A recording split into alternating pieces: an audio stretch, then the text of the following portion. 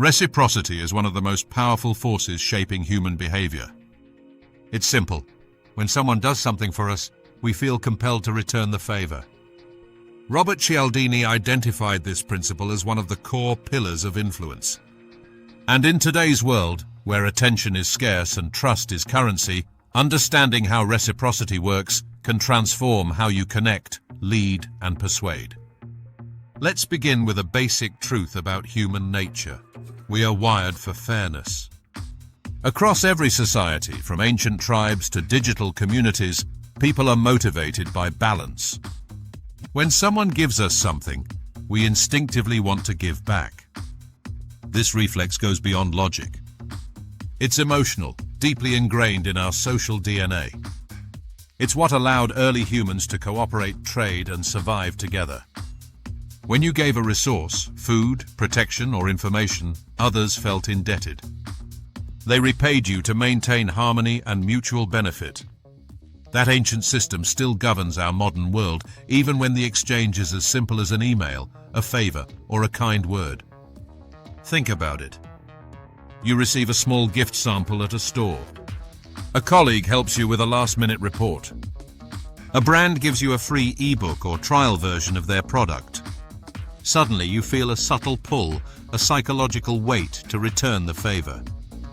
You might make a purchase, offer help in return, or even just feel warmer toward that person or company. That's reciprocity in action. It's quiet, it's automatic, and it's incredibly effective. Cialdini's research uncovered how consistently this principle shapes behavior. In one famous experiment, waiters who left a single mint with the check saw tips rise by 3%. Leave 2 mints and tips rose by 14%. But when the waiter paused, smiled, and said, "These are just for you," tips increased by more than 20%. It wasn't about the candy. It was about connection. The small, unexpected act created a sense of gratitude and a desire to reciprocate. Businesses understand this deeply. Think about free trials, samples, and helpful content. These aren't just marketing tactics. They are invitations to a reciprocal exchange. By giving first, through education, entertainment, or tools, brands build trust.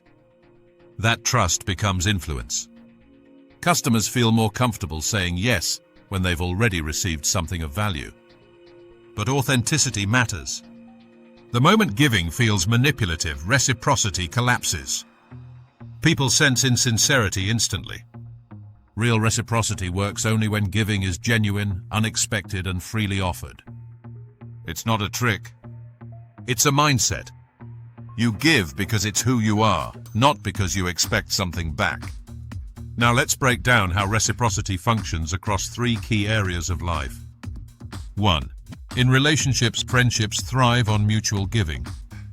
When you offer support, encouragement, or your time, you signal care and reliability. People remember that, and when they can, they return it, often with even more loyalty and warmth. It's not about keeping score. It's about creating emotional balance. The more freely you give, the stronger the connection becomes. 2. In business and sales.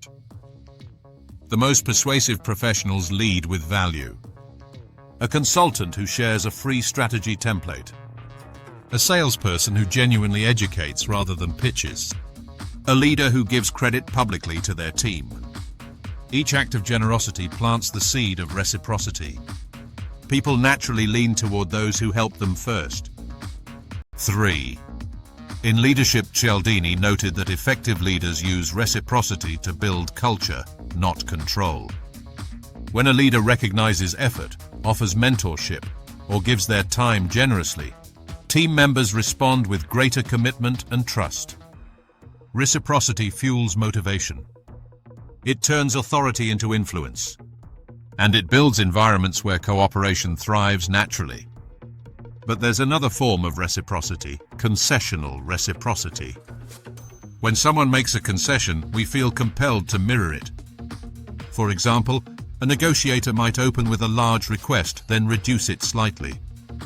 The other person feels obliged to compromise in return. This technique, when used ethically, helps both sides reach agreement faster. It's not manipulation, it's strategic empathy. You're showing flexibility first to inspire it in others. The modern world amplifies reciprocity more than ever. On social media, creators give knowledge, insight, and entertainment for free. In return, audiences offer likes, shares, and loyalty. Online education platforms offer entire courses up front, trusting that some students will later buy memberships. Podcasters and influencers spend hours creating value before asking for support. This new gift economy runs entirely on reciprocity. The currency may not be money, it's attention, reputation, and goodwill. However, reciprocity has a shadow side. When people exploit it, the trust it depends on erodes.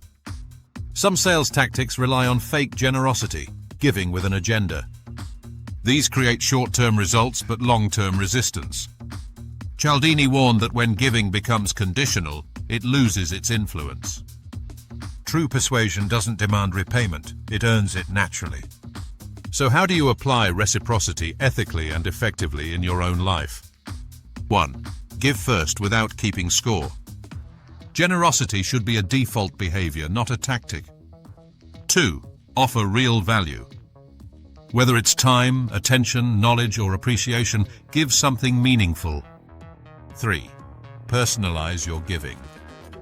Tailor what you offer to what others actually need or appreciate. 4. Be genuine. Sincerity is the invisible thread that keeps reciprocity pure. 5. Reinforce gratitude. When others give to you, acknowledge it. Gratitude multiplies trust. As you start practicing this, you'll notice subtle shifts. People will listen more closely.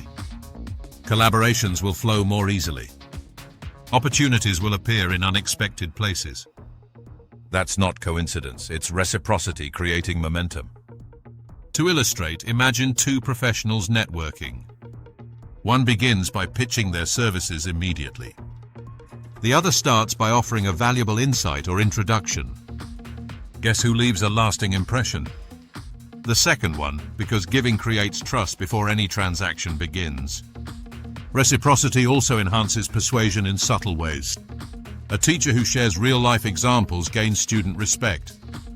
A manager who helps employees grow earns discretionary effort.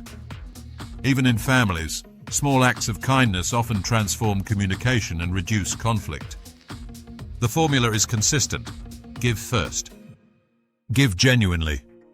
Give without demand. Cialdini's principle endures because it mirrors how human cooperation evolved. Reciprocity keeps societies stable, organizations functional, and relationships meaningful. In essence, it's not about influence, it's about connection. And in a world driven by speed and self-interest, genuine reciprocity stands out like a beacon.